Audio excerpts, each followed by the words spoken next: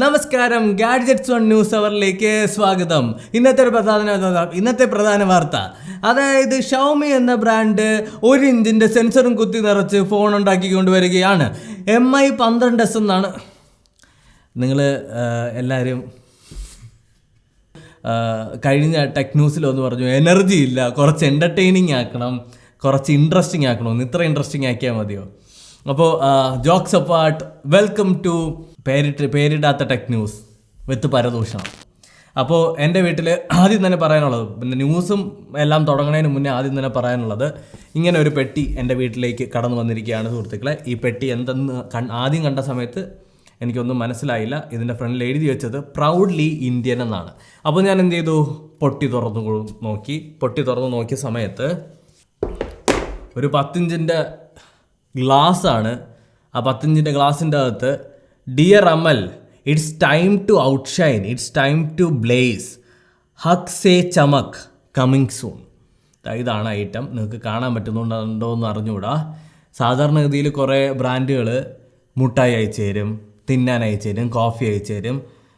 ആർക്കും വേണ്ടാതെ ഒരു കണ്ണാടി അയച്ചു തന്നിട്ടുണ്ട്, ലാവ. അപ്പോൾ ലാവയുടെ പുതിയ ഫോൺ ഇറങ്ങാൻ പോകുന്നതിൻ്റെ ഭാഗമായിട്ട് ലാവ. അപ്പോൾ നമ്മുടെ അവാർഡ് അവിടെ വെച്ചിരിക്കാം.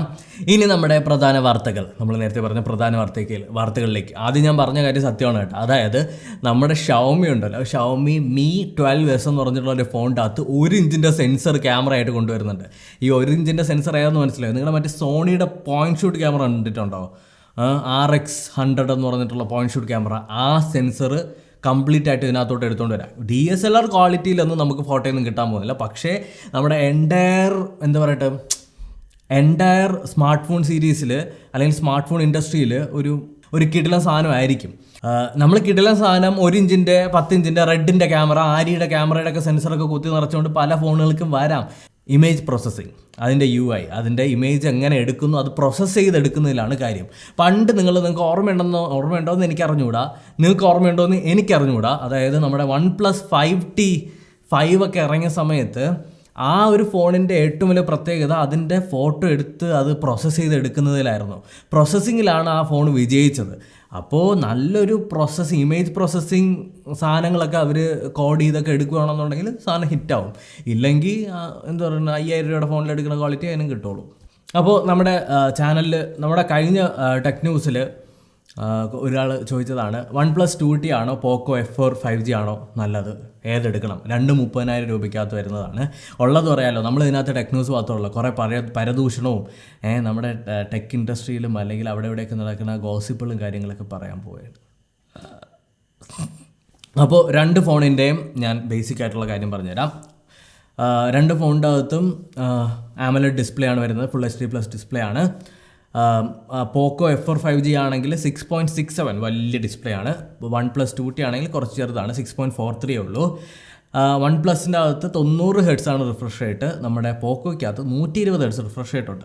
പിന്നെ പോക്കോയ്ക്കകത്ത് Qualcomm Snapdragon 870 SoC ആണ്, 870 ആണ് അതിനകത്ത് വരുന്നത്. OnePlus നോക്കിക്കഴിഞ്ഞാൽ ഞാൻ കഴിഞ്ഞ വീഡിയോ പറഞ്ഞ പോലെ തന്നെ നമ്മുടെ MediaTek Dimensity 1300 ആണ് കുറച്ചുകൂടി കൂളറായിട്ടുള്ളതും കുറച്ചുകൂടി എന്താ പറയുക പെർഫോമൻസ് തന്ന് ചൂടൊന്നും കയറ്റില്ല, കുറച്ച് നല്ലതാണ്. 1200 അത്യാവശ്യം നല്ലൊരു പ്രൊസസ്സറായിരുന്നു. ഇനി നമ്മളെ 3 വേരിയൻറ്റിലാണ് പോക്കോ വരുന്നത്. Ram വേരിയൻറ്റിൽ 6GB 8GB 12GB. അതേസമയത്ത് നമ്മുടെ OnePlus 2T നോക്കിക്കഴിഞ്ഞാൽ 8GB 12GB മാത്രമേ ഉള്ളൂ. പിന്നെ ക്യാമറ പോക്കോയ്ക്കകത്ത് 64 മെഗാപിക്സലും 8 മെഗാപിക്സലും 2 മെഗാപിക്സലും. നമ്മുടെ OnePlusൻ്റെ അകത്ത് 50 megapixel 8 megapixel 2 megapixel. Front selfie OnePlusൻ്റെ അകത്ത് 32 മെഗാപിക്സലുണ്ട്, 32 വലിയ ഗുണമൊന്നുമില്ല. പിന്നെ പോക്കോയ്ക്കകത്താണെങ്കിൽ ഒരു 20 മെഗാപിക്സൽ. 2 ഫോണിനും 4500 mAh ആണ് ബാറ്ററി. പിന്നെ ചാർജിങ്ങിലാണ് വ്യത്യാസം വന്നിട്ടുള്ളത്.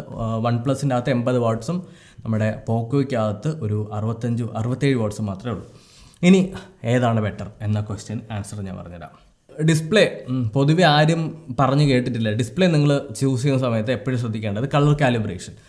ഒരു ഡിസ്പ്ലേക്കകത്ത് AMOLED ഡിസ്പ്ലേ എല്ലാം നല്ലതുപോലെ ഇരിക്കില്ല, എല്ലാ AMOLEDും നല്ലതുപോലെ അല്ല ഇരിക്കണേ, അത് കളർ കാലിബ്രേറ്റ് ചെയ്തതുപോലെ ഇരിക്കും. OnePlusൻ്റെ കളർ കാലിബ്രേഷൻ അത്യാവശ്യം നിരക്കേടില്ലാത്തതാണ്, നല്ല രസമാണ് കാണാനായിട്ട്.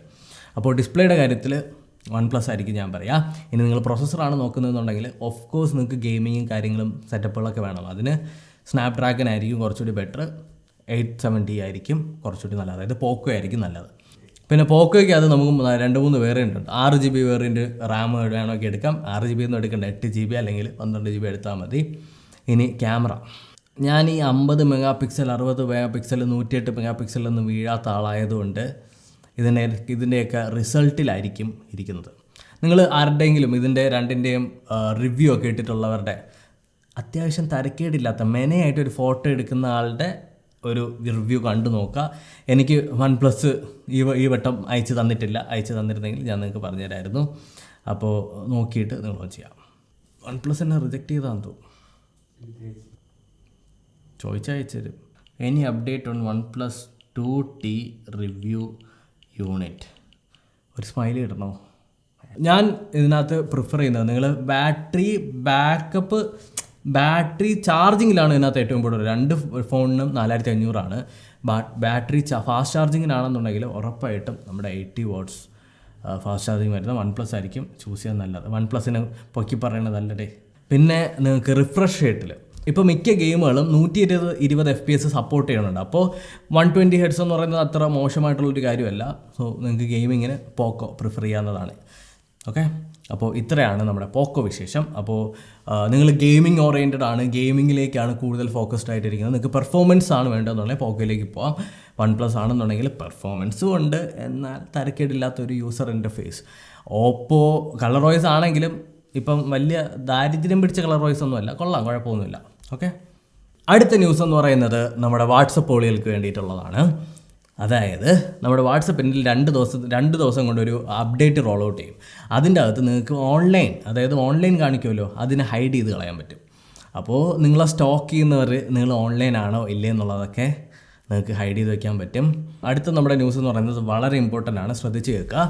അതായത് മൈക്രോസോഫ്റ്റ് ആൻഡ്രോയിഡിൽ ഒരു കിഡിലം മാൽവെയർ കയറിയിട്ടുണ്ട്. ഈ മാൽവെയറിൻ്റെ പ്രത്യേകത വളരെ സിമ്പിളാണ്. അതായത് ഈ മാൽവെയർ നമ്മുടെ OTPനെ ബൈപ്പാസ് ചെയ്യും.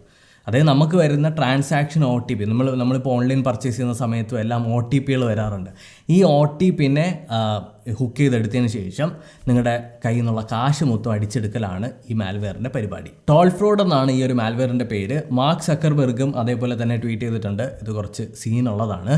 കാരണം ഇതെങ്ങനെ വരുന്നു എന്ന് ചോദിച്ചു കഴിഞ്ഞാൽ XDA ഫോറം അതുപോലെ തന്നെ പലതരത്തിലുള്ള സോഴ്സസിൽ നിന്ന് തേർഡ് പാർട്ടി ആപ്ലിക്കേഷൻസ് ഇൻസ്റ്റാൾ ചെയ്യപ്പോഴാണ് ഈ സാധനം അതിൻ്റെ അകത്ത് കയറി വരുന്നത്. ഗൂഗിൾ പ്ലേ സ്റ്റോറിൻ്റെ അകത്തുള്ളതും ഗൂഗിൾ പ്ലേ സ്റ്റോറിൻ്റെ പുറത്തുള്ള പല ആപ്ലിക്കേഷൻ്റെ അകത്തും ഇത് ഇൻജക്ട് ചെയ്തിട്ടുണ്ടെന്നാണ് പറയുന്നത്. അപ്പോൾ നിങ്ങൾ അറിയാണ്ട് പോലും ഒന്നും ഇൻസ്റ്റാൾ ചെയ്യരുത്. ഇൻസ്റ്റാൾ ചെയ്താലും പെർമിഷനിൽ SMS പെർമിഷൻ കൊടുക്കരുത്. നാളെ ഇനി ഗോമണ്ണൻ ടെക് ന്യൂസ് വന്ന് പറഞ്ഞിട്ട് ഇതൊന്നും പറഞ്ഞില്ല, അവൻ്റെ ചാനൽ നോക്കി കഴിഞ്ഞാൽ എല്ലാ ആഴ്ചയിലും 10-15 ആപ്പാണ് പരിചയപ്പെടുത്തുന്നത് എന്നൊക്കെ ഒന്ന് പറയരുത്. പിന്നെ ഫൈനലായിട്ടുള്ള ഇൻട്രസ്റ്റിംഗ് ആയിട്ടുള്ള ന്യൂസ് എന്താണെന്നറിയാമോ? നമ്മുടെ Asus Rog 6 ഫോണ് നാളെ ലോഞ്ച് ചെയ്യാൻ പോവാണ്. അതായത് നാളെയല്ല, ഇന്ന്. ഈ വീഡിയോ ഷൂട്ട് ചെയ്യപ്പോൾ ഇന്ന് ലോഞ്ച് ചെയ്യാൻ പോവാണ്. കിടിലൻ സാധനമായിരിക്കും. ഒന്ന് ആലോചിച്ച് നോക്കിയേ. സ്പെക്ക് ഞാൻ പറഞ്ഞുതരാം. കുറച്ച് സ്പെക്ക് ഞാൻ പറഞ്ഞുതരാം. 6.7 ഇഞ്ചിൻ്റെ ഒരു OLED ഡിസ്പ്ലേ, ഫുൾ HD+ റെസൊല്യൂഷനിലാണ്. 165 ഹെർട്സിൻ്റെ റിഫ്രഷ് റേറ്റ്. അതായത് എൻ്റെതോ അവിടെ ഇരിക്കുന്ന മോണിറ്ററിന് 165 ഹെർട്സേ ഉള്ളൂ. അതിനെ ഈ ഒരു ഫോണിൻ്റെ അകത്തേക്ക് കൊണ്ടുവരപ്പോഴുള്ള ആ ഒരു എഫക്റ്റാണ് ഞാൻ ആലോചിക്കണേ. പിന്നീട് 18 GB റാം. 18 GB റാം. എൻ്റെ കമ്പ്യൂട്ടറിൽ വരെ 16 GB ഉള്ളൂ. 1 TB സ്റ്റോറേജ്. അത് വലിയ പുതുതൊന്നുമല്ല, നമ്മുടെ ഐഫോണിലൊക്കെ ഉണ്ട്. എന്നാലും പിന്നെ നമ്മുടെ ഒരു ട്രിപ്പിൾ ക്യാമറ, 6000 mAh ബാറ്ററി, 65 വാട്ട്സിൻ്റെ ഫാസ്റ്റ് ചാർജിങ്. അതായത് എൻ്റെ ഗെയിമിംഗ് കമ്പ്യൂട്ടറിനേക്കാൾ സ്പെക്ക് ഇതായി അതിനകത്തിട്ട്. സത്യം പറയാലോ, ഈ 18 GB റാം എങ്ങനെയൊക്കെ ഉപയോഗിക്കുമെന്ന് എനിക്കറിഞ്ഞുകൂടാ. എന്തായാലും ഫോൺ ഇറങ്ങി കഴിയുമ്പോൾ ഒരു മാരക ഫോണായിരിക്കും. അപ്പോൾ ഉറപ്പായിട്ടും എനിക്ക് അതൊന്ന് യൂസ് ചെയ്യാൻ പറ്റുകയാണെങ്കിൽ ഉറപ്പായിട്ടും ഞാൻ വീഡിയോ ചെയ്യുന്നുണ്ടാവും. ഇപ്പോൾ ഒരു ന്യൂസ് കൂടി കിട്ടിയിട്ടുണ്ട് ഗൈസ്. അതായത് നമ്മുടെ ആപ്പിൾ ഐഫോണിൻ്റെ ഒറിജിനൽ ക്രിയേറ്റേഴ്സ്, അതായത് ആദ്യത്തെ ആപ്പിൾ ഐഫോണിൻ്റെ ക്രിയേറ്റേഴ്സ് അവർ ഭയങ്കരമായിട്ട് സർപ്രൈസ്ഡായി. എന്താണ് ഐഫോണിന് പറ്റിയെന്നുള്ളത്. അവർ ഉണ്ടാക്കി വെച്ച ഒരു സാധനം ഒന്ന്, അവർ കണ്ട ഫ്യൂച്ചർ ഒന്ന്, നമ്മുടെ അണ്ണൻ ടിം അണ്ണൻ കൊണ്ടുവന്ന് എത്തിച്ചത് വേറൊന്നിൽ. സത്യം പറഞ്ഞാൽ ഷസാമാണെന്ന് തോന്നുന്നു ഇന്നാൾ പറഞ്ഞു, ഏതോ പോസ്റ്റിനകത്ത് കണ്ട് ടിം കുക്കിനെ ഇറക്കി വരണോ. സത്യമാണ്, ആ കിഴങ്ങനെ ഒന്ന് ഇറക്കി വിട്ട് കഴിഞ്ഞാൽ ആ കമ്പനി രക്ഷപ്പെടും. പിന്നെ നല്ല കാര്യങ്ങൾ സംഭവിച്ചത് അവരുടെ കമ്പ്യൂട്ടർ മാക്ക് പരിപാടികളിലൊക്കെ അടിപൊളി സാധനം തന്നെയാണ്. M2 എന്ന് പറഞ്ഞിട്ടുള്ള പുതിയ അവരുടെ തന്നെ ഇൻഹൗസ് പ്രോസസ്സർ വന്നിട്ടുണ്ട്. അപ്പോൾ ഇത്രയാണ് നമ്മുടെ മെയിൻ ആയിട്ടുള്ള ന്യൂസുകൾ. നിങ്ങൾ രാവിലെ ഇരുന്ന് നിങ്ങൾക്ക് കുറേ ന്യൂസുകളും അപ്ഡേറ്റുകളും കിട്ടിയിട്ടുണ്ടെന്ന് കരുതുന്നു. അപ്പോൾ ഈ ന്യൂസുകൾ നിങ്ങൾ എന്ത് ചെയ്യണമെന്ന് അറിയാമോ? നിങ്ങളുടെ കൂട്ടുകാർക്ക് പോയി പറഞ്ഞു കൊടുക്കണം. അവൻ ഈ ലിങ്ക് അയച്ചു കൊടുക്കണം. എന്നിട്ട് പറയണം അവൻ്റെ അടുത്ത്, ടെക് ന്യൂസാണ്, കേക്ക് വല്ല വിവരമൊക്കെ വയ്ക്കാൻ. അപ്പോൾ നമ്മുടെ ന്യൂസുകൾ കഴിഞ്ഞിട്ടുണ്ട്. ഇനി പരദൂഷണത്തിലേക്ക് പോകുന്ന സമയത്ത് ഏറ്റവും ഇമ്പോർട്ടൻ്റ് ആയിട്ടുള്ളത് ബിഗ് ബോസ് അവസാനിച്ചു. അപ്പോൾ നമ്മുടെ ടെക് ന്യൂസ് അവസാനിച്ചു. ഇനി പരദൂഷണത്തിലേക്ക് പോകുന്ന സമയത്ത് ബിഗ് ബോസ് അവസാനിച്ചു. ആരൊക്കെയോ വെല്ലുവിളിച്ചു, ആരൊക്കെയോ കടിക്കും മണ്ടയടിച്ച് പൊളക്കുമെന്നൊക്കെ പറഞ്ഞു. അതിന് ഇൻ്റർവ്യൂ ഇട്ട് പൊക്കിയവർ എന്നെ തിരിച്ച് താറ്റാൻ തുടങ്ങി. ഇഷ്ടംപോലെ ഇൻ്റർവ്യൂ വന്നിട്ടുണ്ട്. എല്ലാവരും പുറകിൽ നിന്ന് കുത്തി കാല് വരാൻ തുടങ്ങി. മൊത്തം കോമഡിയാണ്. സത്യം പറഞ്ഞാൽ ഞാൻ ബിഗ് ബോസ് കാണാറില്ല, എന്നാലും ഇതിനകത്തുള്ളൊരു സാധനം വെച്ചിട്ട് പറയുകയാണെങ്കിൽ യൂട്യൂബ് തുറന്നു കഴിഞ്ഞാൽ ഇതേപോലുള്ള ഓരോന്ന് വരും. എന്നിട്ട് എൻ്റെ ദൈവമേ, ഒരു ക്ലിക്ക് ബൈറ്റിൽ ഞാൻ വീണുപോയി. ഒരു ക്ലിക്ക് ബൈറ്റിൽ ഇന്ന് ഞാൻ യൂട്യൂബിൽ ഇങ്ങനെ പൊക്കിക്കൊണ്ടിരിക്കുന്നത് ബ്ലെസ്ലി. എനിക്ക് ആ പുള്ളിക്കാരനെ അറിയാം, കാരണം ഒരു ക്യാമറ, ഒരു സോണി A7 III കളഞ്ഞു പോയ കേസിൽ ഒരു വീഡിയോ ഇട്ടിരുന്നത് എനിക്കറിയാം. അപ്പോൾ പിന്നെ ഫെജോയുടെയൊക്കെ ഫ്രണ്ടാണ്, അപ്പോൾ അങ്ങനെ എനിക്കറിയാം. അപ്പോൾ ബ്ലെസ്ലി എന്തുവാണ്, ഒരു കിയ വണ്ടിയുടെ അടുത്ത് നിൽക്കുന്നത്. മോഹൻലാൽ, അതിൻ്റെ ടൈറ്റിലാണ് മോഹൻലാൽ കൊടുത്ത സമ്മാനം. ഞാൻ വീണു പോയിരുന്നേ. സത്യമായിട്ടും ഈ ബ്ലെസ്ലീനെ അവിടെ കട്ട് ചെയ്ത് വെച്ചതാന്നേ. കട്ട് ചെയ്തിട്ട് ഇതിൻ്റെ കൂടെ കൊണ്ടുവന്ന് ചേർത്ത് വെച്ചതാണ്. ഇതിങ്ങനെ ചെറുതായിട്ടുണ്ടപ്പോൾ ഞാൻ നോക്കിയോ, ഞാൻ ഇതെന്നെ എൻ്റെ ഫ്രണ്ട് അടുത്ത് പറയുകയും ചെയ്തു, ആദർശ് ബ്രോ നോക്ക്, അതാ മോഹൻലാൽ ബ്ലെസ്ലിക്ക് കിയ വാങ്ങിച്ചു കൊടുത്തത്. ഞാൻ എടുത്ത് നോക്കിയപ്പോൾ ഒരു കത്ത്, സ്നേഹപൂർവ്വം മോഹൻലാൽ എന്ന് പറഞ്ഞൊരു കത്താണ് കൊടുത്തത്. എൻ്റെ ദൈവമേ, ഇത്രയും ക്ലിക്ക് ബൈറ്റ്, അതും ടെക്കിൻ്റെ ഇടയിലാണ് ഈ ക്ലിക്ക് ബൈറ്റ് വന്ന് കിടക്കണമെന്ന് ആലോചിക്കണം. ഞാൻ പോലും ഇങ്ങനെയൊന്നും ഇട്ടിട്ടില്ല. ഗാഡ്ജറ്റ്സ് ഓൺ ന്യൂസ് അവർ അവസാനിച്ചിരിക്കുന്നു. വാർത്തകൾ വായിച്ചത് അമൽ ഗോപാൽ. നന്ദി, നമസ്കാരം. ഇനി ഇതിനൊരു ക്ലിക്ക് ബൈറ്റ് കണ്ടുപിടിക്കണമല്ലോ.